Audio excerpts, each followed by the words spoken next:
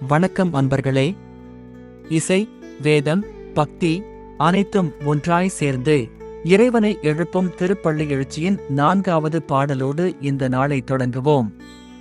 இன்னிசை வீணையர் யாழினர் ஒரு பால், இருக்கொடு தோத்திரம் இயம்பினர் ஒரு பால், துன்னிய பிணைமலர் கையினர் ஒரு பால், தொழுகையர் அழுகையர் துவழ்கையர் ஒரு பால், சென்னியில் அஞ்சலி கூப்பினர் ஒரு பால், திருப்பெருந்துறையுரை சிவபெருமானே என்னையும் ஆண்டு கொண்டு இன்னருள் புரியும் எம்பெருமான் பள்ளி எழுந்தருளாயே.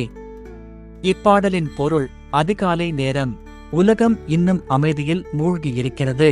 ஒரு பக்கம் வீணை, யாழ் போன்ற இசைக்கருவிகளின் இன்னிசை இறைவனை எழுப்புகிறது. மற்றொரு பக்கம் வேதங்கள் ஒலிக்கின்றன, தோத்திரங்கள் விண்ணை தொட்டுச் செல்கின்றன. இன்னொரு புறம் மலர்களை கையில் ஏந்திய பக்தர்கள் அன்புடன் பூஜை செய்ய தயாராக நிற்கிறார்கள். சிலர் உருகிய மனதுடன் கண்ணீர் சிந்தி தொழுது நிற்கிறார்கள். சிலர் தலையில் கைகூப்பி அஞ்சலி செய்து ஓம் நமசிவாய என மௌனமாக பிரார்த்திக்கிறார்கள். இவ்வளவு பக்தர்களின் நடுவில் திருப்பெருந்துறையில் அருளோடு உறையும் சிவபெருமானிடம் ஒரு விண்ணப்பம் எழுகிறது.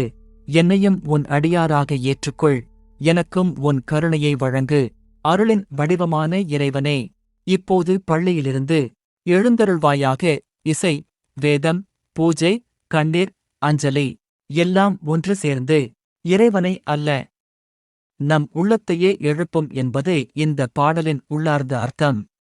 இதுபோன்று திருப்பள்ளி எழுச்சி பாடலும் அதன் அர்த்தமும் உங்கள் இல்லத்திற்குள் ஒலிக்க வேண்டுமெனில் இந்த சேனலை சப்ஸ்கிரைப் செய்யுங்கள்.